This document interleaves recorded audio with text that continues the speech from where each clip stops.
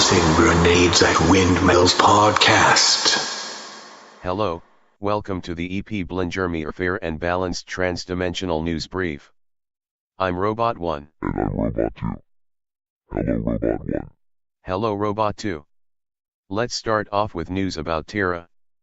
What do you think about President Polyester? I have to say, I'm pretty amazed he won. Who would have thought that toxic waste strategy would have paid off? I know, right? For those of our listeners who don't know, President Polyester owns a nuclear power company and has carefully distributed toxic waste in large areas around the American South and Midwest, allowing slow brain damage to generally lessen the intelligence of the average voter in hopes of letting him win. Pretty long-term strategy. I'll say. And also a major fail on the part of federal regulators.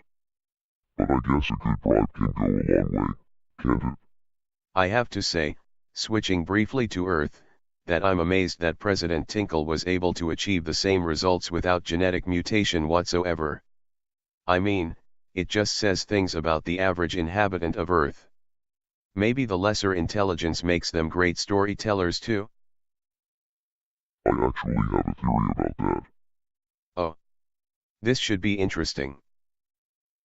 I think it was aliens. Aliens. Get the fuck out. Really? Why are we wasting our time on this? This is fair and balanced news, not fake news. Now, hear me out. I mean, we know all kinds of things are real on Terra.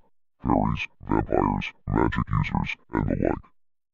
Just because none of our travelers on Earth have seen them doesn't mean they aren't there. Earth doesn't have anything like that. This is just stupid. Well, they had travelers from another dimension. Okay, fair point I guess. Hey, you wanna know why President Tinkle is President Tinkle? Sure, I'll bite. I'll give you a hint, it has to do with the bribery material used to bribe him. Oh. He did something naughty, did he? Interesting. What did he do? Skull fuck a kitten? Ew. No. Commit human sacrifice on a bus full of nuns? No. I can keep guessing all day, but some of these things are not fit for air. Let me write a few down. Oh my god. No. No. No. No. Not that one either. Where the hell would he even get a flux capacitor? No, look, alright, he paid a prostitute to pee on him, okay. You're joking. I am not. Seriously. Seriously.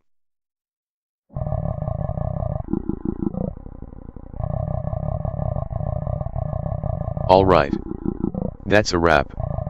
Until next time, folks. Stop. Stop it.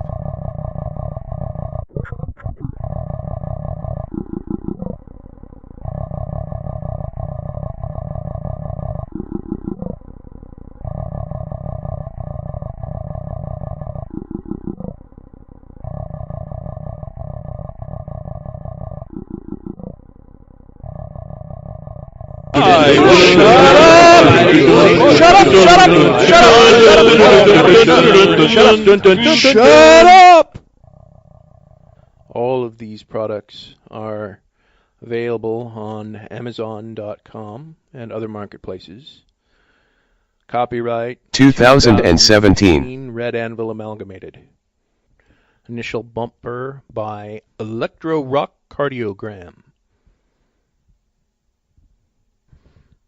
To fight the forces of evil!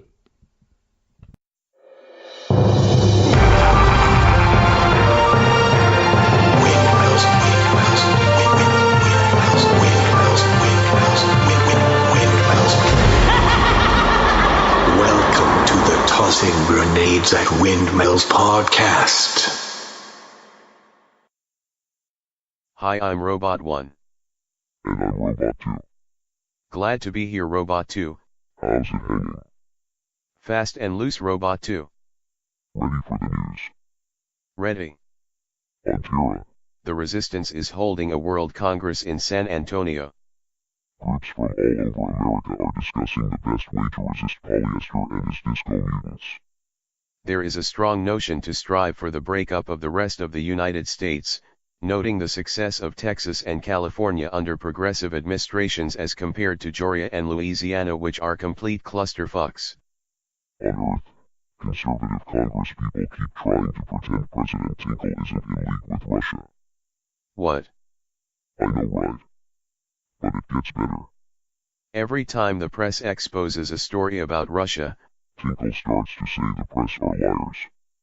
That's like kindergarten logic. Surely Earth can't be that stupid. They elected him, didn't they? Jesus. Hasn't weighed in yet. Ha ha ha ha. Good one. Antira. The disco zombies have now occupied Philadelphia, turning the Liberty Bell into a shiny chrome and steel disco ball which they are partying to 24/7. The Smithsonian is greatly saddened. On Earth, resistance is sort of mounting without a coherent strategy except resist. Recent Democratic Party officials elected a chair and a deputy chair to form a committee to consider what they might do about how to form a committee to make an outline about eventually resisting. It's not that hard, guys. You punish them. They're already out to punish you. I know, right? On Terra, EP Blingermeer is attempting to kickstart the space and self-driving car tech from Earth. This stuff is amazing. We have some super science but nothing like this. We're years behind. And they're morons. We should be ashamed of ourselves.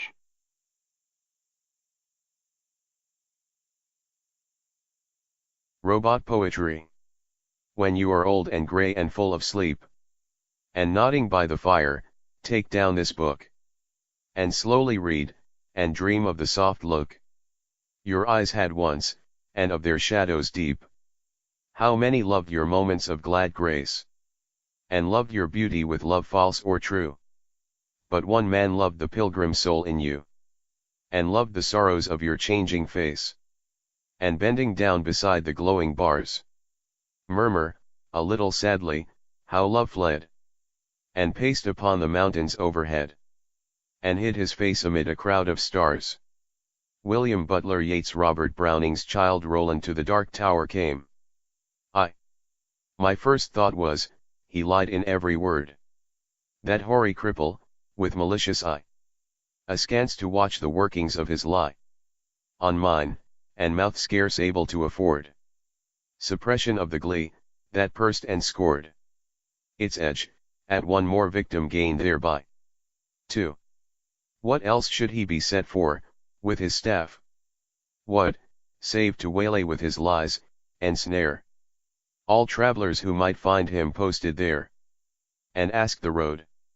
I guessed what skull-like laugh would break, what crutch gin write my epitaph, for pastime in the dusty thoroughfare. 3. If at his counsel I should turn aside into that ominous tract which, all agree, hides the dark tower, yet acquiescingly I did turn as he pointed, neither pride nor hope rekindling at the end descried, so much as gladness that some end might be. 4. What with my whole worldwide wandering, what with my search drawn out through years, my hope dwindled into a ghost not fit to cope with that obstreperous joy success would bring. I hardly tried now to rebuke the spring my heart made, finding failure in its scope. V. As when a sick man very near to death seems dead indeed, and feels begin and end the tears and takes the farewell of each friend, and hears one bid the other go, draw breath freely outside, since all is o'er, he saith, and the blow fallen no grieving can amend. 6. When some discuss if near the other graves be room enough for this, and when a day suits best for carrying the corpse away, with care about the banners, scarves, and staves, and still the man hears all, and only craves he may not shame such tender love and stay. 7. Thus, I had so long suffered in this quest, Heard failure prophesied so oft, been writ so many times among the band to wit. The knights who to the dark tower's search addressed their steps, that just to fail as they, seemed best. And all the doubt was now, should I be fit? 8. So, quiet as despair I turned from him. That hateful cripple, out of his highway. Into the path he pointed. All the day had been a dreary one at best, and dim. Was settling to its close, yet shot one grim red leer to see the plain catch its astray. 9. For mark. No sooner was I fairly found, pledged to the plain, after a pace or two, then, pausing to throw backwards a last view, o'er the safe road, 'twas gone, grey plain all round. Nothing but plain to the horizon's bound. I might go on, naught else remained to do. X. So on I went. I think I never saw such starved ignoble nature, nothing throve. For flowers, as well expect a cedar grove.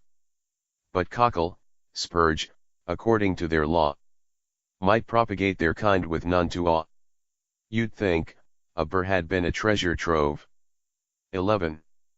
No. Penury, inertness, and grimace, in some strange sort, were the land's portion. See.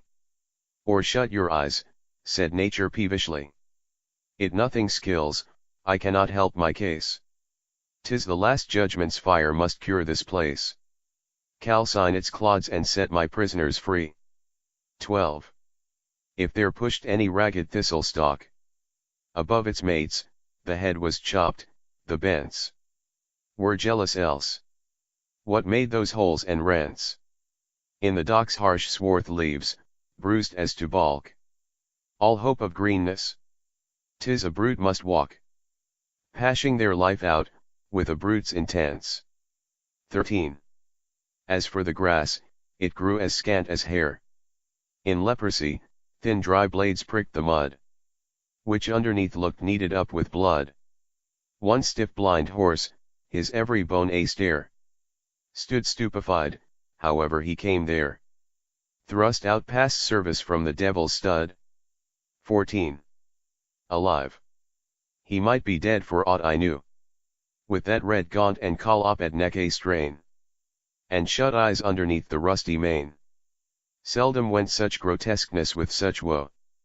I never saw a brute I hated so. He must be wicked to deserve such pain. 15.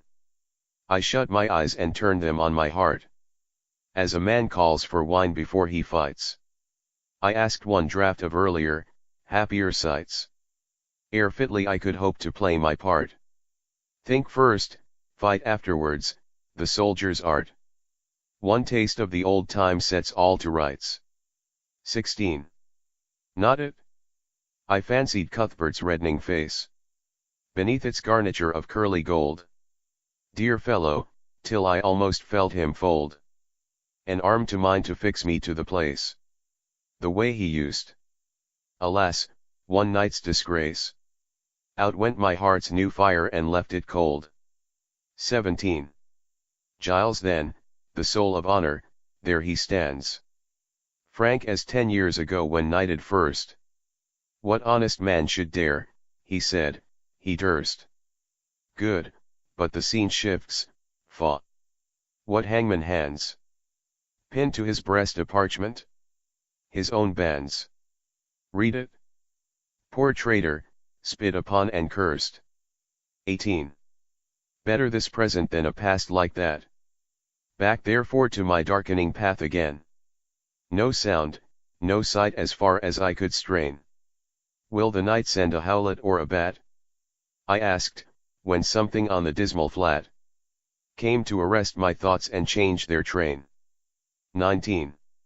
A sudden little river crossed my path, as unexpected as a serpent comes. No sluggish tide congenial to the glooms. This, as it frothed by, might have been a bath for the fiend's glowing hoof, to see the wrath of its black eddy bespate with flakes and spumes. XX. So petty yet so spiteful. all along. Low scrubby alders kneeled down over it. Drenched willows flung them headlong in a fit of mute despair, a suicidal throng. The river which had done them all the wrong, whatever that was, rolled by, deterred no whit. XXI. Which, while I forded, good saints, how I feared to set my foot upon a dead man's cheek.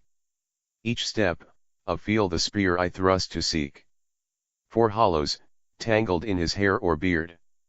It may have been a water rat I speared. But, ugh! It sounded like a baby's shriek. XXII. Glad was I when I reached the other bank. Now for a better country. Vain presage. Who were the strugglers, what war did they wage? Whose savage trample thus could pad the dank soil to a plash? Toads in a poison tank? Or wildcats in a red-hot iron cage? XXIII. The fight must so have seemed in that fell cirque. What penned them there, with all the plain to choose? No footprint leading to that horrid mews. None out of it? Mad brewage set to work. Their brains, no doubt, like galley slaves the Turk. Pits for his pastime, Christians against Jews. XXIV. And more than that, a furlong on, why, there. What bad use was that engine for, that wheel? Or brake, not wheel, that harrow fit to reel men's bodies out like silk? With all the air of Tophet's tool, on earth left unaware. Or brought to sharpen its rusty teeth of steel. XXV. Then came a bit of stubbed ground, once a wood. Next a marsh it would seem, and now mere earth. Desperate and done with, so a fool finds mirth. Makes a thing and then mars it, till his mood changes and off he goes, within a rude bog, clay and rubble, sand and stark black earth. XXVI. Now blotches rankling, colored gay and grim. Now patches where some leanness of the soils